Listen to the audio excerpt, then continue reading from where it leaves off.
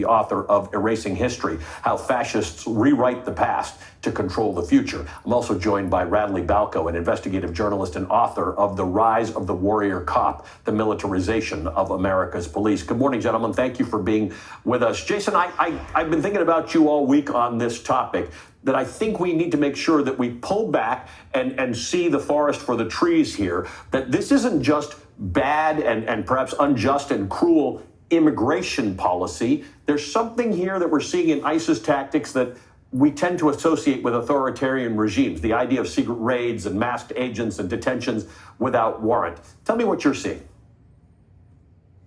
So the purpose of police is to keep a community safe. The purpose of ICE is something very different.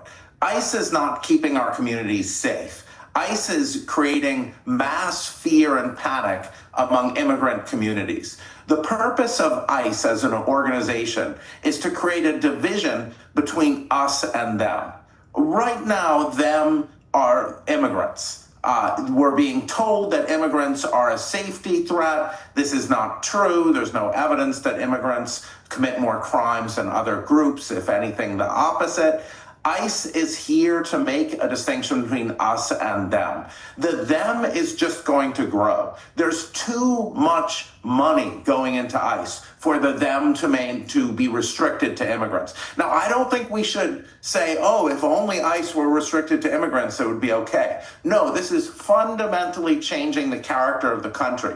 As you so accurately pointed out, it's transforming the culture into a police state. My grandmother was in Berlin in the 1930s, witnessing the Gestapo operate. The Gestapo had the same function. It was there to draw a distinction between us and them. It was not federally, it was controlled by the leader. And we're seeing disturbing similarities between this force and the Gestapo.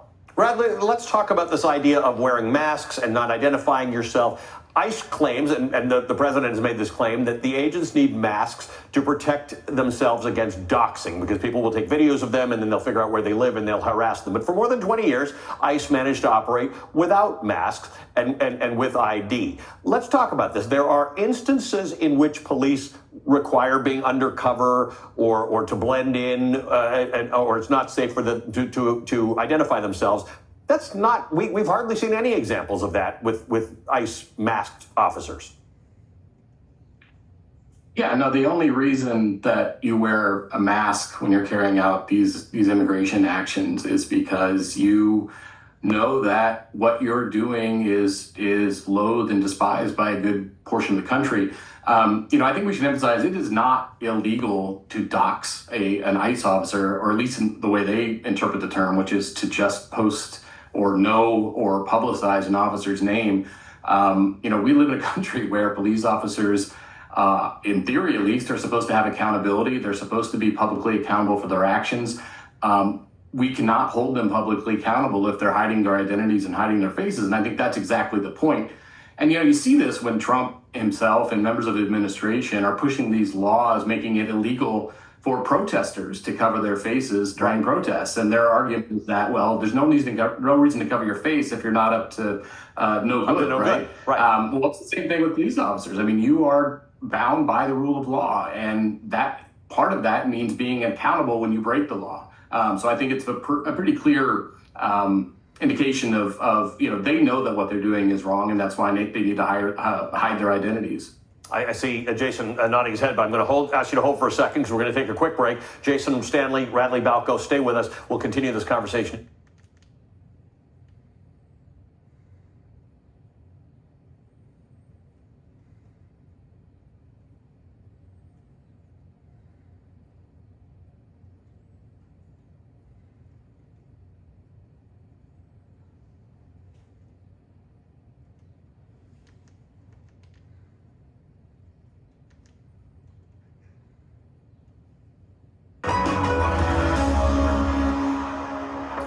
All right, back with a conversation with Jason Stanley, professor of philosophy at University of Toronto, and Radley Balko, investigative journalist.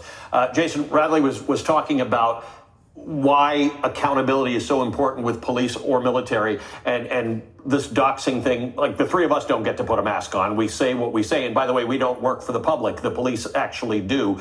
I saw you nodding and agreeing with Radley. I want to get your take on why this strange thing about they should have masks so they can't be identified doesn't make sense in this context. Well, Radley made a brilliant point about hypocrisy. At the very same time as they're saying protesters can't wear masks, it's illegal. They're pushing university after university to expel students and punish students who wear masks, showing, this is just emphasizing Radley's point, showing that they know they're particularly focused on the dangers of anonymity.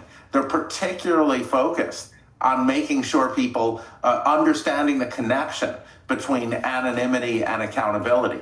At this very same point, they're masking ICE agents. So it's very clear, as Radley said, that they know exactly what they're doing. And there's another piece of this, Radley, and it's the story that we were reporting on from New York City, where a bunch of guys, we suppose them to be ICE agents, but we don't really know because they had no uniform, no warrant, and no identification. Went up to a bunch of kids, asked them where they were from, apparently asked them to provide proof of their citizenship, which is not something you're meant to carry on you in America. You need to carry ID, but you don't need to carry proof of citizenship. And then when confronted with the coach, backed off and went away, which makes me wonder a million things. Were they really ICE agents? We don't know. Why did they think that this is okay to just sort of walk around and find people and ask them their citizenship? Well, because they've been told that that's what they can do. I mean, the Supreme Court, in a ruling in 2022 called Egbert versus Boulay, basically obliterated the last remaining way for people to hold federal law enforcement agents civilly liable when they violate people's constitutional rights. So, if there's no way to sue a federal agent for violating your constitutional rights, for abusing you, if the only way to hold them criminally liable is for the DOJ to prosecute them, which we know is not going to happen under this administration, there's no remaining way to hold any of these agents accountable for abusing people and for violating their constitutional rights. And in fact, if anything, this administration is encouraging them to do just that. So, here in Nashville, where I live, there was a bunch of ICE agents were teaming up with the state police, and they were pulling over anyone who looked Hispanic or Latino. And if you were white, they let you keep going. If you were Latino, you had to prove your citizenship or you were arrested and detained. That is clearly illegal, right? No matter what Holman says, that is clearly illegal. That is clearly a violation of the Constitution. But is there a Constitution if there's no means to enforce it? I mean, do we have rights if there's no remedy when the government violates those rights? I mean, I don't think there is. And this is going back to a point you made, Jason, that ICE is getting really big. It's getting much bigger than the problem it is supposedly trying to address would need to be. And if you're really trying to address immigration, you do have to actually strengthen the other parts of immigration issues, including the judges. That's the fear, that ICE is becoming something else, right? If they're choosing to let the white people go, to Holman says they can arrest people just on the basis of what they look like, this can become really bad, not just for immigrants. And as you said, that's bad on its own. This can become something else, and you've studied these things in other countries. Well, once you create zones of lawlessness, we're looking more and more at something like a concentration camp. What is a concentration camp? A concentration camp is a zone of lawlessness where people have no access to trial, no access to lawyers, and no one clearly knows what's going on in a zone of lawlessness.